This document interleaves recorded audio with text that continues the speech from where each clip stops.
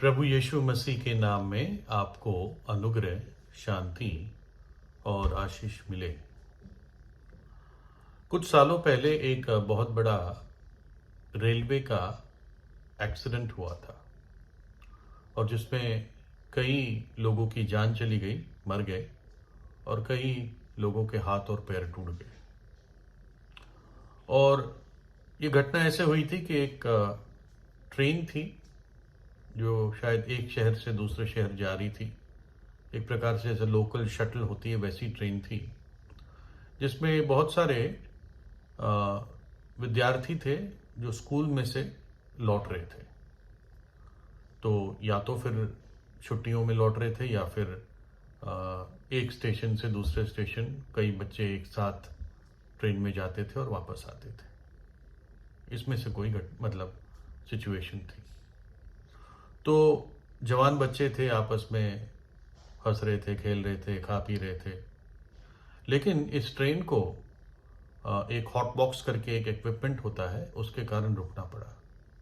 ये hot box पटरियों के बीच में होता है जगह जगह पर, और ये ट्रेन के तापमान को टेस्ट करता रहता है, जो भी ट्रेन उस पर से गुजरती है। और अगर एक्सल, जो बोगी के नीचे एक्सल होता है, अगर एक्सल का बेरिंग बहुत गर्म हो जाता है तो हॉट बॉक्स इसका सिग्नल देता है और ट्रेन को थोड़ी देर रुकना पड़ता है जब तक थोड़ा सा ठंडा ना हो जाए। तो इस कारण ये लोकल ट्रेन रुकी हुई थी और निश्चित रूप से ट्रैक पर ही रुक सकती है। इसमें तो कोई पार्किंग वाली बात नहीं है कि साइड पे पार्क कर दिया, ट्रैक पर ही रुकनी पड़ती है। तो जब तक ये ठंडा ना हो, अब पीछे से जो ट्रेन आनी थी उनको सिग्नल देना था कि ट्रैक जो है वो खाली नहीं है, परंतु एक ट्रेन रुकी हुई है। तो उन्होंने जो फ्लैगमैन होता है, झंडे वाला गार्ड होता है ट्रेन का, उसको ट्रेन के सबसे पीछे वाली जो गार्ड की एक प्रकार से ऑफिस होती है या बैठने की जगह होती है, वहाँ भेज दिया कि तू झंडा दिखाना। कोई भी ट्रेन अगर आती है तो इससे पहले वो आए तो दूर से झंडा दिखा देना। तो जो गार्ड था झंडे वाला, वो एकदम पीछे गया, उसने झंडा दिखाया और बाकी लोग अपने मस्ती में थे, मज़े में थे। और एकदम देखा तो बहुत तेज़ी से एक ट्रेन की सीटी करीब आती हुई सुनाई दी और फिर एक बहुत बड़ा एक्सीडेंट हुआ। और बहुत बुरा एक्सीडेंट हुआ। कई, जैसे मैंने बताया, लोग मर गए, कई के हाथ पैर टूट गए। जो ट्रेन आई और उसको टकराई, उस ट्रेन का जो इंजीनियर था, जो ट्रेन चला रहा था, वो तो कूद गया, उसने अपने आप को बचा लिया। लेकिन बाकी जो जिनको मालूम नहीं था उनको तो भारी कीमत चुकानी ही पड़ी। अब ऑब्वियसली जब ट्रेन के ऐसे एक्सीडेंट होते हैं तो इंक्वायरी होती है और जिम्मेदारी कौन लेगा। क्या किसी की लापरवाही थी, कोई ऐसी प्रॉब्लम थी कि इस कारण ये एक्सीडेंट हुआ, जबकि झंडा दिखाया गया और सामने वाली ट्रेन के इंजीनियर ने नहीं देखा, है ना। इंजीनियर इसमें वो होता है जो इंजन को, यानी ट्रेन को चलाता है। तो जब इंक्वायरी कमेटी बैठी तो उस इंजीनियर को पूछा कि तुमने गार्ड के झंडे को नहीं देखा? जो लोकल ट्रेन का गार्ड झंडा दिखा रहा था, क्या तुमने नहीं देखा? बोला हाँ, मैंने देखा। बोला फिर? बोले उसने मुझे पीला झंडा दिखाया था और पीला झंडा दिखाया तो मैंने सोचा सब कुछ ठीक है, तो मैं आगे चलता हूँ, क्योंकि मुझे तो दूर से पीला झंडा दिखाई दिया। और फिर गार्ड को पूछा गया, तुमने कौन सा झंडा दिखाया था? बोला मैंने तो लाल झंडा दिखाया था और मैं तो आगे चला गया था और ट्रेन छोड़ के भी आगे चला गया था कि उससे पास आने से पहले उसको झंडा दिख जाए। लेकिन ये तो तेजी से मेरे सामने से ही निकल गया।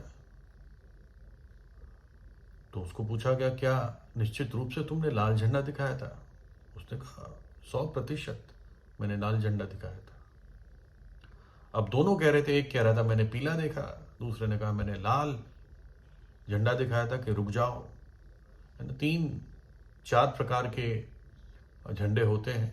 एक तो हरा होता है, ग्रीन, यानी सब कुछ क्लियर है, ट्रेन जा सकती है। लाल यानी ट्रेन को एकदम रुक जाना है। सफ़ेद यानी कोई और एक ट्रेन तुम्हारे पीछे आ रही है। और पीला वो होता है कि 2 मील के बाद तुम्हें रुकना पड़ेगा, या कोई नेक्स्ट आने वाले सिग्नल पे रुक जाना।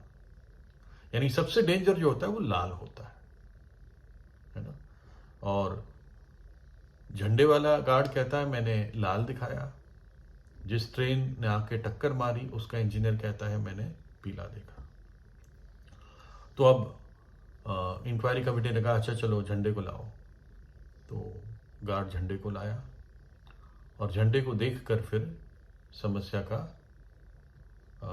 हल पता चला, या क्यों ये ऐसे हुआ। ये लाल तो था निश्चित रूप से, लेकिन ये इतना पुराना झंडा था और इतनी मौसमों से ये झंडा गुजर चुका था, ठंड, गर्म, बारिश, इतने साल पुराना था कि इसका लाल जो लाल नहीं रहा, ये पीला सा हो गया था। और इस कारण ये मैला पीला जो हो गया था, दूर वाले इंजीनियर को लगा कि ये पीला है, और जो लाल झंडा फहराता ही था गार्ड, उसको तो यही था कि ये तो लाल झंडा है। और इसलिए ये बहुत बड़ा एक्सीडेंट हुआ। और प्रभु यीशु मसीह का संदेश दुनिया में पूरी जगह, हर समय, हर पीढ़ी में दिया जाता है आज से 2000 साल से। और लोग इसको अब हल्का लेने लगते हैं। जो लाल है, जो वार्निंग है, जो चेतावनी है, लोग उसको हल्की तौर से लेते हैं। उस लाल को, जो वास्तव में लाल है, उसको अब वो पीला समझने लगते हैं।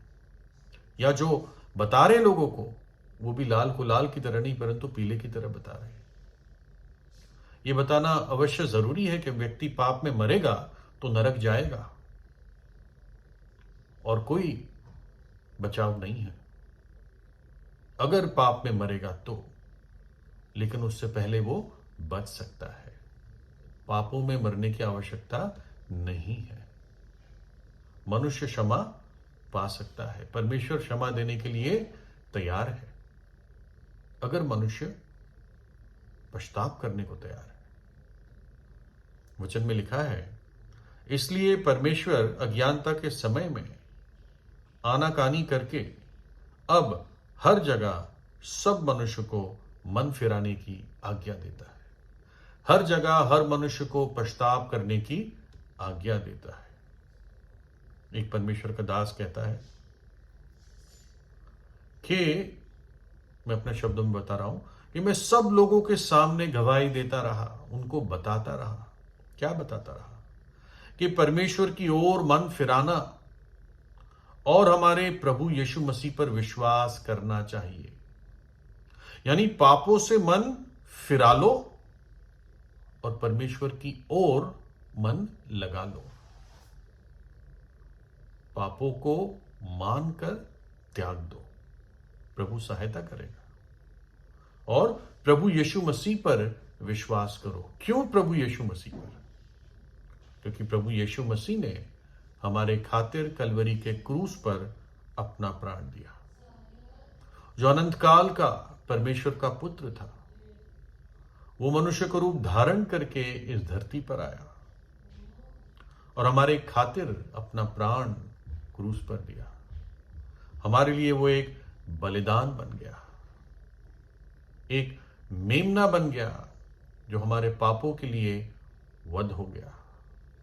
हमारे पाप को और श्राप को और सजा को और दंड को अपने ऊपर उठाया और अपना पवित्र लहू बहा दिया, ताकि जो कोई उस पर विश्वास करे उसके पाप क्षमा हो जाए, धुल जाए और वो नाश न हो परंतु अनंत जीवन पाए।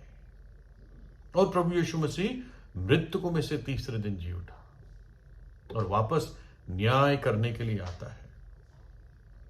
इसलिए परमेश्वर की चेतावनी को हल्की तौर से ना ले। प्रभु यीशु ने कहा, मैं तुमसे कहता हूं, परंतु यदि तुम मन ना फिराओगे तो तुम सभी भी इसी रीति से नाश होंगे, है ना। ये प्रभु की चेतावनी है। इसको हल्की तौर से ना बता सकते हैं और ना किसी व्यक्ति को जो सुन रहा है इसको हल्की तौर से लेना चाहिए। और यदि तेरी आंख तुझे ठोकर खिलाए तो उसे निकाल डाल।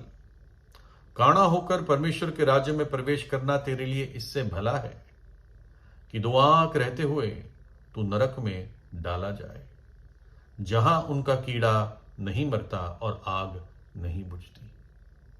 नरक इतनी भयानक जगह है, इसलिए मनुष्य अपने पापों से पश्चाताप करे और प्रभु यीशु पर विश्वास करे, जिसने हमसे प्रेम किया और हमारे खातिर अपना प्राण कलवरी के क्रूस पर दिया। प्रभु यीशु से प्रार्थना कीजिए। प्रभु यीशु आपको आशीष दे।